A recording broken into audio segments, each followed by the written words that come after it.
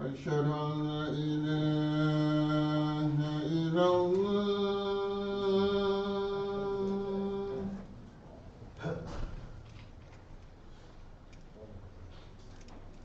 أشهد أن لا إله إلا الله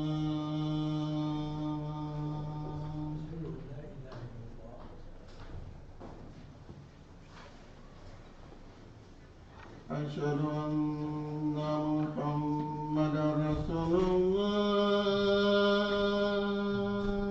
الله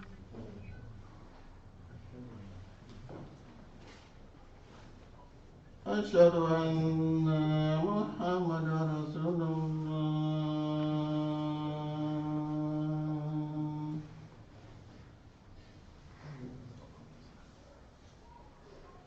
حي على الصلاة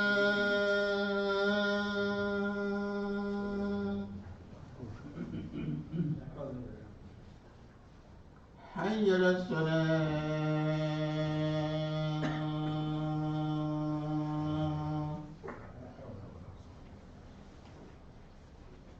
حي على الفلاح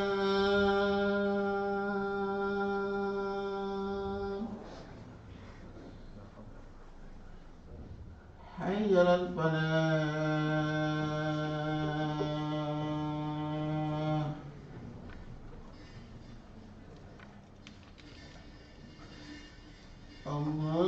الله أكبر الله أكبر لا إله إلا الله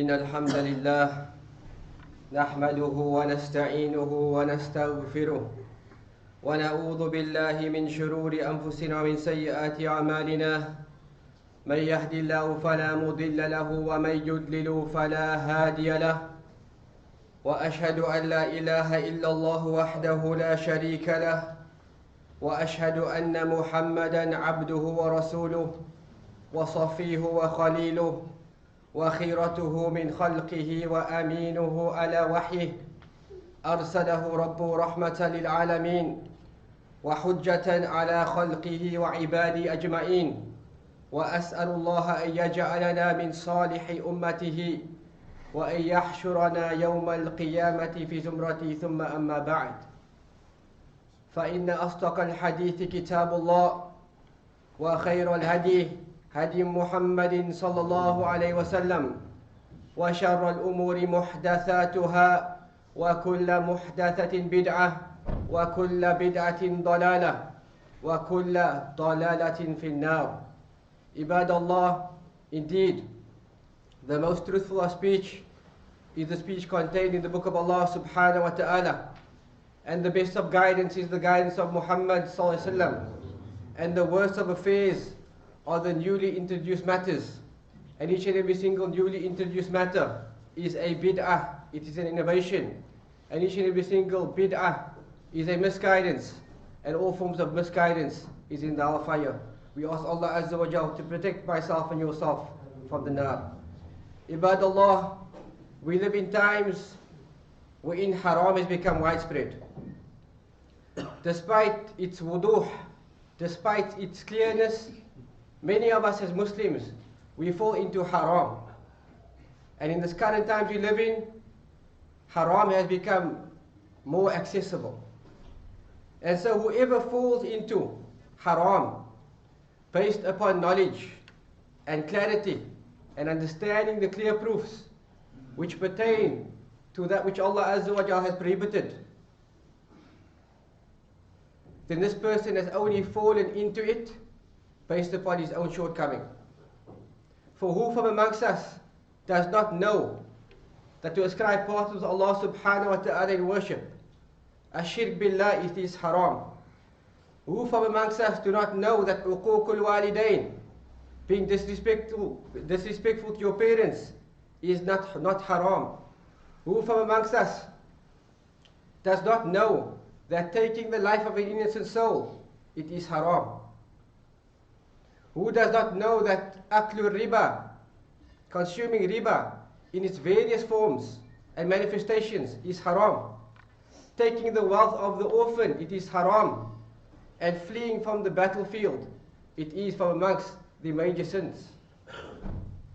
With regard to this, the Prophet ﷺ said in the hadith found in Bukhari, the hadith which is reported by Abu Hurairah radiallahu ta'ala anhu, that he said that I heard the Prophet ﷺ saying, Ijtanibu sab'a al-mubiqat, that abstain from the 7 destructive sins. Qalu ya Rasulullah wa ma hunna. And when the companions heard this, they asked the question of Messenger of Allah, what are these 7 destructive sins? The Prophet ﷺ said, Ashirku billah wa sihru wa qatlu nafs allati harram Allah illa bil haqq wa aklu riba wa aklu mal al yatim wa tawalli yawma zahbi wa qadhfu al muhsanat al mu'minat al ghafilat. The Prophet ﷺ responded and he said, these sins are, at the head of them, it is ashirk billah, to ascribe partners with Allah Azza wa Jal in worship. This is the head of the matter, and this is the worst of all sins. The Prophet said, as-sihru, to engage in black magic, qatlu nafs allati harram Allah, to kill any soul, whether it be a Muslim or a kafir, unjustly and without right. Wa aklu riba, to consume riba. Wa aklu mal al yatim, to consume the wealth of the orphan unjustly. Wa tawalli yawma zahfi, to flee from the battlefield. When you meet the enemy in battle, to flee from the battlefield, it is a major sin.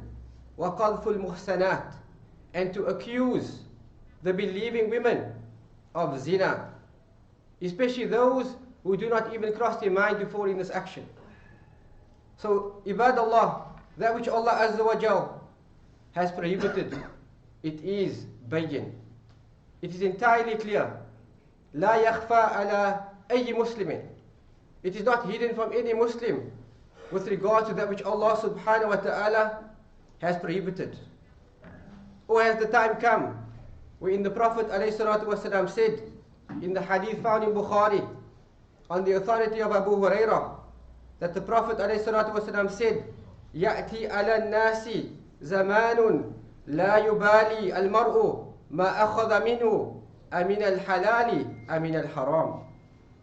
As that time come wherein the Prophet ﷺ prophesied and he said, a time will come upon you when one will not be concerned and pay care with regards to how he gains his money. It doesn't come from a halal source or a haram source. And today, the avenues of rizq has increased tremendously. That there are many ways for us to increase our rizq. But not all of these means it is halal. And so, the halal is entirely clear, and the haram is entirely clear. Regarding this, the Prophet ﷺ said in the hadith reported by Nu'man ibn Bashir radiyallahu ta'ala anhu, that he said, Sami'tu Rasulallahi sallallahu alayhi wa sallam yaqul, I heard the Prophet ﷺ saying, and when he uttered this, he pointed to his ears, Inna al-halala bayyin, wa inna al-harama bayyin, wa baynahuma mushtabihatun la ya'lamuhunna kathiru minan nas. That the Prophet ﷺ, he said, indeed, the halal, it is entirely clear. Wal haramu bayyin, and the haram, it is entirely clear. Wa baynahuma umuri mushtabahat, and between them there are doubtful matters, grey areas. La ya'lamuhunna kathiru minan nas. Many people do not know the reality of these matters. The Prophet ﷺ goes on and he says, فَمَنِ اتَّقَى الشُّبَهَاتِ اسْتَبْرَأَ لِدِينِهِ وَإِرْضِهِ that whomsoever takes caution and safeguards him from the mushtabihat, from the grey area, from the doubtful matters, istabra ali dinihi wa irdihi, then this person has protected firstly his deen by not falling into haram, and secondly he has protected his ird, he has protected his honor, so people, Muslims, do not have bad thoughts with regard to this person. And then the Prophet ﷺ, he gave a parable, and he said, كالرائي ومن وقع في شبهات وقع في الحرام, that whosoever falls into the doubtful matters, he falls into haram. And then the Prophet ﷺ gave a parable, and he said, كالرائي يرأى حول الحمى يوشك أن يرتأ فيه ألا وإن لكل ملك حمى وحمى الله محارمه. He said, like a shepherd, يرأى حول الحمى, he allows his flock to graze on the borders of someone else's property or sanctuary. يوشك أن يرتأ فيه, and he pays caution with regards to not going beyond his border. The Prophet then said, ألا وإن لكل ملك حمى, lo and behold, each and every single king has a sanctuary and limits. ألا وإن حمى الله محارمه, and the limits which Allah subhanahu wa ta'ala has set, and the sanctuary of Allah subhanahu wa ta'ala, it is his prohibitions. ألا وإن في الجسد مضغة إذا صلحت صلح الجسد كله وإذا فسدت فسد الجسد كله ألا وهي القلب. Then the Prophet said that, lo and behold, in this body there is a piece of flesh. If it is sound, the entire body is sound. And if it is corrupted, the entire body will be corrupted. Ala wa hiya al-qalb, and it is the heart. So the heart, ibadallah, in relation to the entire body, it is only but a small morsel of flesh. But the heart is that organ of the body which controls the abd. It controls his limbs, it controls his gaze, it controls his hearing, it controls his entire body. So if the heart is upright and sound, the entire body follows suit. And if the heart is corrupted, then the body will also be corrupted. Wallahu musta'an. And about this hadith, many scholars have said, Umdatud din indana kalimatun arba'un min kalami khairil bariyah ittaki shubuhat wazhad wa da'ma laysa ya'nik wa'malanna biniyah.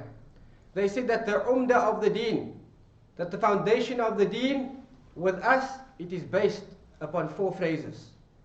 Min kalami khairil bariyah, of the speech of the best of creation. And the first of it is ittaki shubuhat, the hadith which we will discuss. In al-halala bayin wal-harama bayin wa baynahuma umuri mushtabahat. Between the halal and the haram, there is doubtful matters. The second hadith was had wa da'ma laysa ya'nik, meaning the hadith that speaks about zuhd, leaving off that which is with the people, in the hands of the people, and Allah subhanahu wa ta'ala will love you, and leaving off that which does not concern you. Min husnil islamil mar'i tarkuhu ma la ya'ni, that from the excellence of one's Islam is that it leaves off that which does not concern him. Wa'malan biniyah, and the hadith innamal a'malu biniyah. And so the scholars have said that the entire deen of al-Islam can go back to these 4 ahadith. And regarding this, Imam al-Nawawi rahimahullah said, أجمع العلماء على إذم وقع هذا الحديث وكثرة فوائده وأنه أحد الأحاديث التي عليها مدار الإسلام. He said that the scholars have consensus upon the great profound nature of this hadith and its many benefits, and that this hadith is one of the ahadith which the entire deen of al-Islam is based upon. And the reason for the significance of this hadith is that in this hadith, the Prophet ﷺ, he tells us about the importance of ensuring the purity and the halal nature of that which we consume. That we must be sure that the food we eat, it comes from halal sources and halal income. That the drinks we drink, we must be sure that it comes from halal income. And that whatever we drink, it is also halal. Likewise also with regards to our libas, our clothing. We must be sure that the clothing we wear, it is halal. And the reality is that no Muslim really wears any type of clothing which is manufactured, which is haram. But sometimes we purchase our clothing from haram earnings. Like using a credit card, and we clothe ourselves with this. This will be considered to be libas, which is haram. Wallahu musta'an. And in this hadith, the Prophet ﷺ also highlights the necessity of avoiding doubtful matters, the mushtabihat. Because whomsoever falls into the doubtful matters, he brings his deen into question, because the person possibly falls into haram. And the person also, he brings his ird into question. He brings his honor into question. Like a person who is seen in a place which is doubtful. And by this we do not mean halal friendly restaurants, because this is something which is clearly haram. Because the Prophet ﷺ said, whomsoever believes in Allah Azza wa Jalla and the last day, let him not eat at a table where wine is served. So this is not from the mushtabihat. But the people who sit in these places, their deen comes into question. And also their honor. So a Muslim is wary with regard to these two matters. With regard to bringing his religion into disrepute, and also his honor. And then the Prophet ﷺ mentioned in this hadith the most crucial aspect, and that is ri'ayatul qalb, that the Muslim gives importance to the purity of his heart. And he gives importance to purifying the soul. As for the statement of the Prophet ﷺ, al-halalu bayyin, wal-haramu bayyin, that the halal, it is entirely clear, and the haram, it is entirely clear. This means that everything which we come across can fall into one of three rulings. Firstly, something which is halal bayyin, something which is absolutely halal. There is no doubt with regards to this. Such as, the scholars give examples, they say, bread, fruit, honey, milk, and the likes of this. The second ruling is haramu bayyin, because the Prophet said, innal halala bayyin wal harama bayyin. That which is entirely haram, which no Muslim has any doubt with regards to the status of this food, drink or clothing. It is entirely haram. Examples, khamr. No Muslim should have doubt with regards to the fact that khamr is haram. No Muslim should have doubt with regards to the fact that shirk billah, it is haram. Ascribing part of Allah Azza wa Jalla in worship, it is haram. No Muslim should have doubt with regard to the fact that bid'ah, it is haram. So these things is things which are entirely clear, because the dalil, it is clear in that which it indicates towards. So no Muslim should have doubt with regard to that which is absolutely and clearly haram. And then there comes the mushtabihat. And the mushtabihat, it is the grey area, or the doubtful matters. And with regard to the doubtful matters, the Prophet ﷺ said, لا يعرفها كثير من الناس, that many people do not know the reality of this. And this is with regards to the lay people, and even the students of knowledge. But those who have a right with regards to give rulings with regards to the grey areas, it is the ulama. For no person can claim that they did their own research. How did you do your research? Google search, a few websites comparing fatwa. This is not the role of the army. This is not the role of the layperson. With regard to these matters, especially matters which pertain to halal and haram, we refer it back to Allah Azza wa Jal and His Messenger. And we refer it back to the ulama. As Allah Azza wa Jal said in Surah An-Nisa verse 83, وَإِذَا جَاءَهُمْ أَمْرٌ مِّنَ الْأَمْنِ أَوِ الْخَوْفِ أَذَاءُوا بِهِ وَلَوْ رَدُّوهُ إِلَى الرَّسُولِ وَإِلَى أُولِي الْأَمْرِ مِنْهُمْ لَعَلِمَهُ الَّذِينَ يَسْتَنبِطُونَهُ مِنْهُمْ وَلَوْلَا فَضْلُ اللَّهِ عَلَيْكُمْ وَرَحْمَتُهُ لَاتَّبَعْتُمُ الشَّيْطَانَ إِلَّا قَلِيلًا.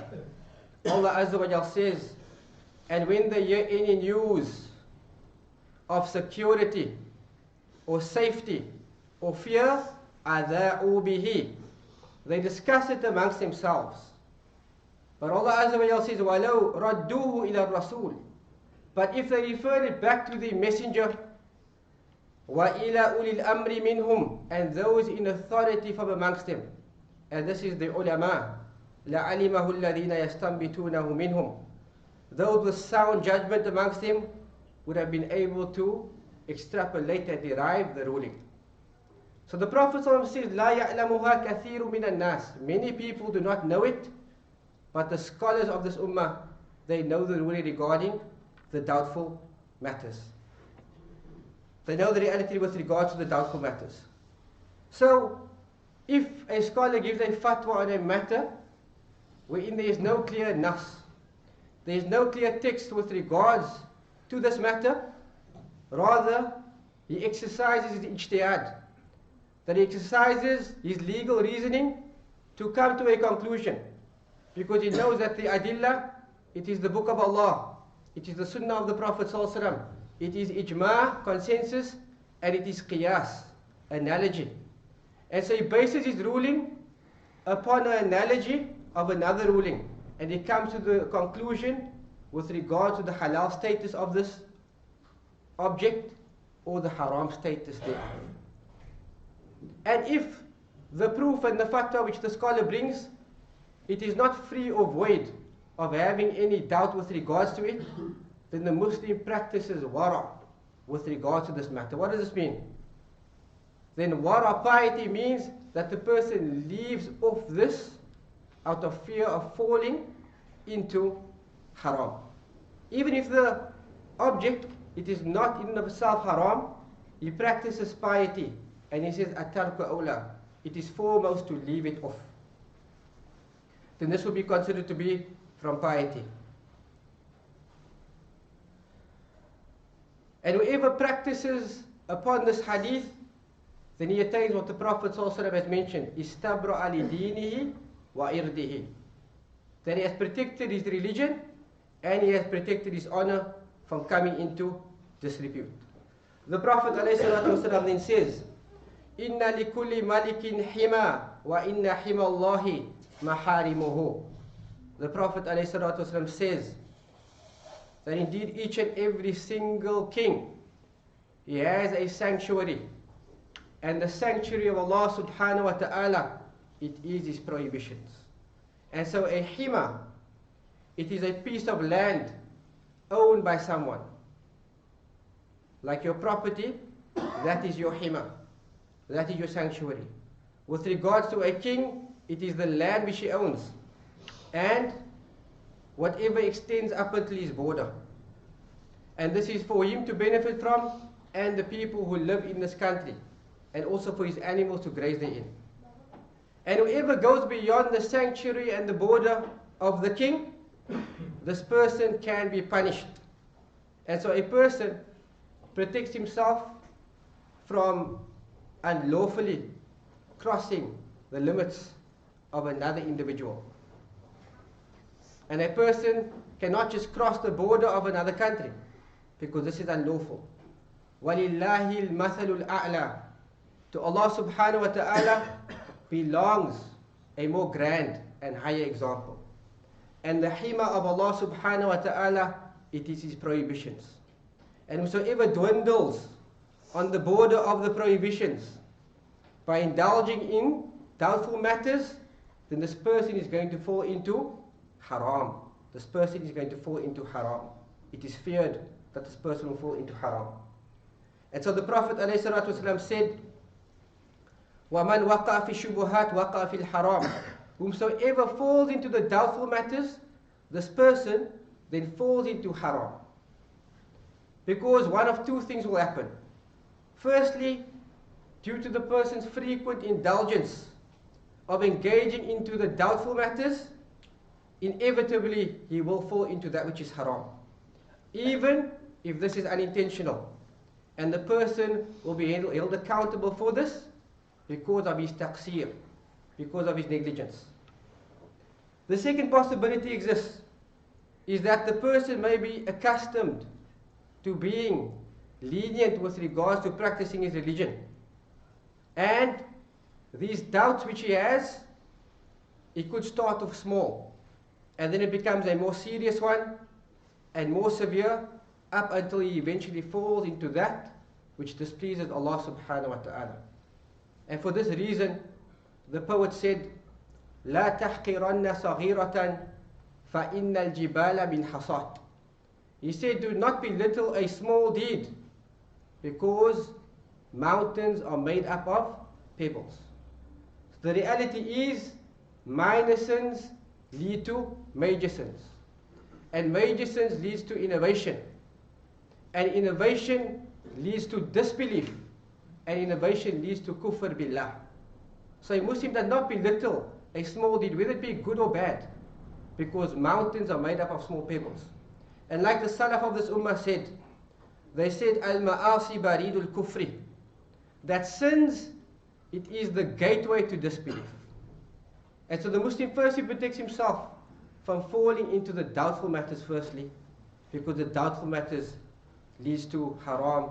We ask Allah Azza wa Jal to protect us from haram in all of its forms. أقول هذا القول وأستغفر الله لي ولكم من كل ذنب فاستغفروه إنه هو الغفور الرحيم.